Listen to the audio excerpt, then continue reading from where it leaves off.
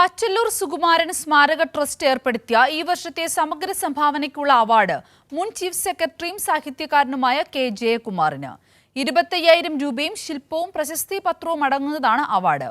ജനുവരി 10-ന് തിരുവനന്തപുരത്ത് നടക്കുന്ന പരിപാടിയിൽ വെച്ച് മന്ത്രി വി.എൻ. വാസവൻ അവാർഡ് സമ്മാനിക്കും. ജൂറി എടുത്തു പറയുന്നത് ടാഗോറിന്റെ ഗീതാഞ്ജലിക്കും ഖലീൽ ജിബ്രാന്റെ പ്രവാചകനും അദ്ദേഹം നൽകിയ പരിഭാഷകളാണ്. ഒപ്പം തന്നെ 35 വയസ്സിന് താഴെയുള്ള എഴുത്തുകാർക്ക് വേണ്ടി ഉള്ള സാഹിത്യ പുരസ്കാരങ്ങളും ഈ തവണ ട്രസ്റ്റ് നൽകുന്നുണ്ട്. കഥയ്ക്ക് മലപ്പുറത്തു നിന്നുള്ള ആദിത് കൃഷ്ണ ചെമ്പത്ത് എന്ന എഴുത്തുകാരനാണ് അവാർഡിന് അർഹനാവുന്നത്.